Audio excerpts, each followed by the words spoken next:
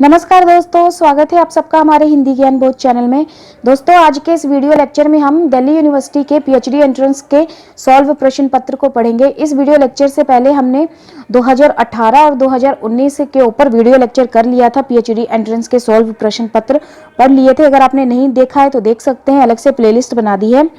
तो आज के इस वीडियो में हम 2020 के सॉल्व प्रश्न पत्र को पढ़ेंगे और आप नोटिस करिएगा किस तरह के प्रश्न एग्जाम में पूछे जाते हैं। आपने अपनी तैयारी उसी हिसाब से करनी है। तो चलिए, प्रश्न आपके सामने है। इनमें से कौन सा आशय शोध से संबंधित नहीं है? ये क्वेश्चन आईडी दी गई है, 4 ऑप्शन दिए हैं, उनके ऑप्शन आईडी दी गई है। एग्जाम में प्रश्न इसी तरह से पूछे जाएंगे। तो इस प्रश्न का जो सही उत्तर होगा वो है विकल्प 3, नवोन्मेष करना। विकल्प 3 इस प्रश्न का सही उत्तर होगा, जो शोध से संबंधित नहीं है। करेक्ट आंसर इसका विकल्प 3 है। अगला प्रश्न है, तो अगला प्रश्न है, अंग्रेजी में रिसर्च शब्द का क्या अर्थ है? क्या अर्थ है? तो अज्ञात का पता लगाना। विकल्प 4 इस प्रश्न का सही उत्तर होगा। अगला प्रश्न है आपके सामने, इनमें से कौन सा साहित्यिक शोध के अनुकूल नहीं है? साहित्यिक शोध के अनुकूल कौन सा नहीं है? तो विकल्प 4 इस प्रश्न का सही उत्तर होगा। यहाँ पे करेक्ट आंसर के रूप में दिया हुआ है, इसका 4 सही उत्तर होगा। अगला प्रश्न है, परिकल्पना किन 2 चीजों के बीच संबंध स्थापित करने की कोशिश करती है? तो ये करती है कार्य और कारण के बीच में। विकल्प 2 इस प्रश्न का सही उत्तर होगा। अगला प्रश्न है, इनमें से कौन सा साहित्यिक शोध का उद्देश्य नहीं है?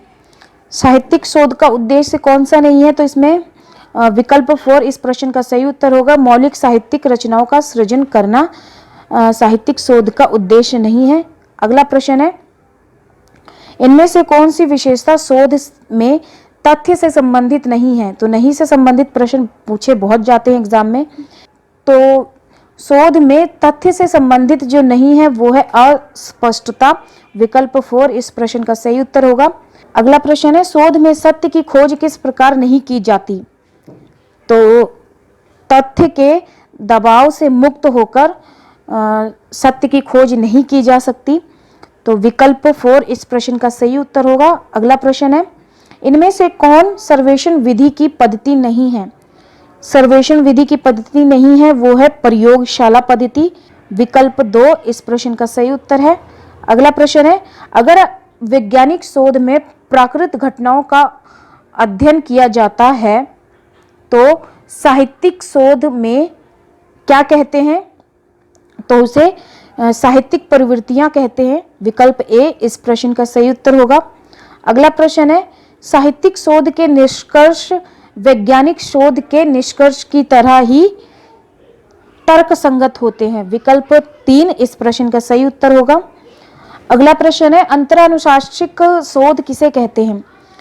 तो जिसका दायरा ज्ञान के विभिन्न अनुशासनों तक फैला हो उसे कहते हैं। विकल्प 2 इस प्रश्न का सही उत्तर होगा। अगला प्रश्न है, पाठालोचन का उद्देश्य क्या है? तो मूल पाठ का निर्धारण करना इसका उद्देश्य है। विकल्प 2 इस प्रश्न का सही उत्तर है। अगला प्रश्न है, आलोचनात्मक दृष्टि के बिना साहित्यिक शोध कार्य नहीं किया जा सकता। तो देखिए किस तरह के प्रश्न पूछे गए हैं लास्ट ईयर। तो विकल्प 2 इस प्रश्न का सही उत्तर होगा। अगला प्रश्न है, हजारी प्रसाद द्विवेदी की पुस्तक कबीर। देखिए किस तरह के प्रश्न है, ये हिंदी से पूछा गया प्रश्न है। तो हजारी प्रसाद द्विवेदी की पुस्तक कबीर एक आलोचनात्मक पुस्तक है। विकल्प 2 इस प्रश्न का सही उत्तर होगा। अगला प्रश्न आपके सामने है, पूर्व मान्य सिद्धांतों के आधार पर तथ्यों का विश्लेषण करना कौन सी तर्क प्रणाली है? तो इस प्रश्न का जो सही उत्तर है वो है विकल्प ए। तो काफी मुश्किलों के बाद मुझे ये 2020 का ये प्रश्न पत्र मिला है।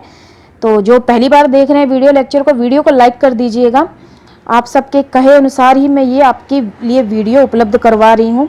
अगला प्रश्न है आपके सामने, तथ्यों के विश्लेषण के आधार पर सिद्धांत का निर्माण करना कौन सी प्रणाली कहलाता है? तथ्यों के विश्लेषण के आधार पर सिद्धांत का निर्माण करना निगमन प्रणाली कहलाता है। विकल्प 2 इस प्रश्न का सही उत्तर है। अगला प्रश्न है, किसी विशिष्ट काव्य प्रवृत्ति की विशेषताओं को कविता की पूर्ववर्ती प्रवृत्तियों के संदर्भ में निर्धारित करना कौन सी पद्धति है? तो कौन सी पद्धति है? ये एक ऐतिहासिक पद्धति है। विकल्प 4 इस प्रश्न का सही उत्तर है। अगला प्रश्न है, शोध समस्या के रूप में चयनित प्रश्न के किसी संभवत स्तर का अनुमान लगाना जिसके सही या गलत की जांच शोध की प्रक्रिया के दौरान की जा सके क्या कहलाता है?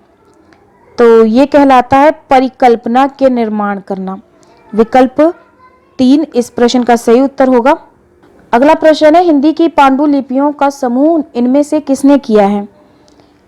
तो विकल्प ए काशी नगरी प्रचारणी सभा, विकल्प ए इस प्रश्न का सही उत्तर होगा।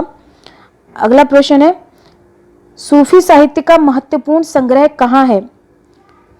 तो विकल्प 3 इस प्रश्न का सही उत्तर है हैदराबाद के सालार जंग पुस्तकालय में। विकल्प 3 इस प्रश्न का सही उत्तर होगा। अगला प्रश्न है, 2 भागों में साहित्य कोश का संपादन किसने किया? तो धीरेन्द्र वर्मा ने किया। विकल्प ए सही होगा उत्तर। अगला प्रश्न है, 12 भागों में हिंदी विश्व कोश का संकलन किसने किया है? तो काशी नगरी प्रचारणी सभा ने किया है। विकल्प 4 इस प्रश्न का सही उत्तर होगा। अगला प्रश्न है, किसी कवि की रचना प्रक्रिया का विश्लेषण किसका कार्य है?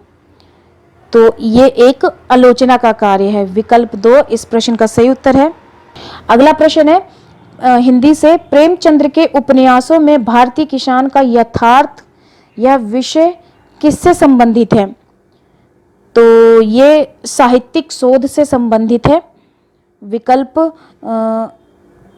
ए इस प्रश्न का सही उत्तर होगा। अगला प्रश्न है, प्रेमचंद्र के उपन्यासों का कथ्य और शिल्प यह विषय किससे संबंधित है? तो ये साहित्यिक आलोचना से संबंधित है। तो देखिए किस तरह के प्रश्न पूछे गए हैं एग्जाम में। अगला प्रश्न है, कौन सा काव्य रूप है जो हिंदी और अपभ्रंश दोनों में सामान्य रूप से माना गया है? तो ये है दोहा। विकल्प 2 इस प्रश्न का सही उत्तर होगा। अगला प्रश्न है, अब्दुल रहमान का संदेश राशक किस प्रकार का काव्य है?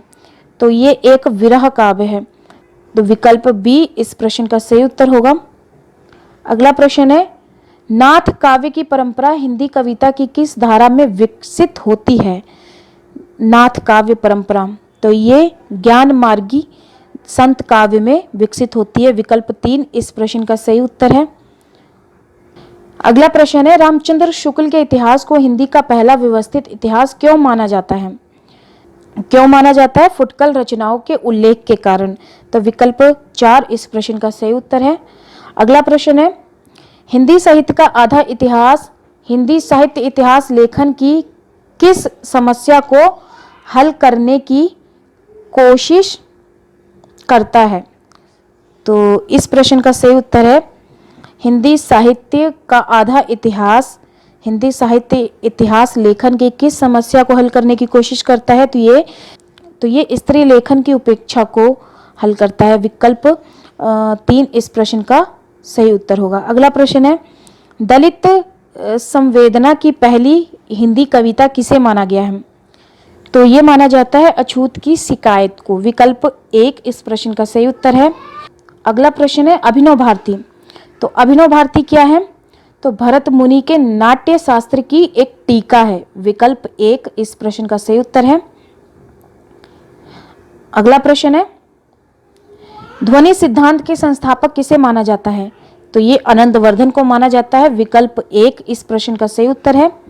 अगला प्रश्न है, ये हिंदी से आ रहे हैं सारे प्रश्न। अगला प्रश्न है, कुंतक ने वक्रोकृत को क्या कहा है? तो क्या कहा है? तो ये कहा है काव्य की आत्मा। विकल्प 3 इस प्रश्न का सही उत्तर है। अगला प्रश्न है आपके सामने, प्लेटो कविता के विरोधी थे क्योंकि कविता देवताओं को आमंत्रित करती है, इसीलिए विरोधी थे प्लेटो।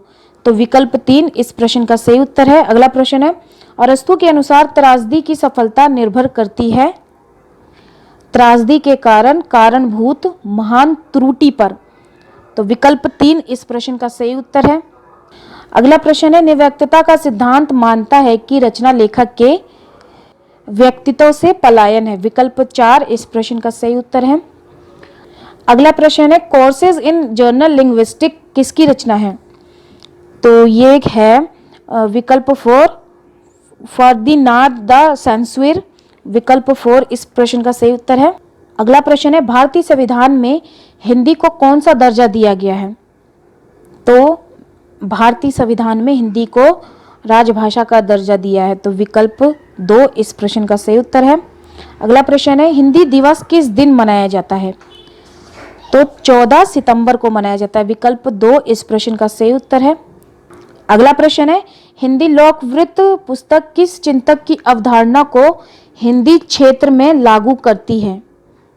Jürgen Habermas. विकल्प 3 इस प्रश्न का सही उत्तर है। अगला प्रश्न है, फ्रांसिस्का ओर्सनी किस विषय पर काम करने के लिए जाना जाता है?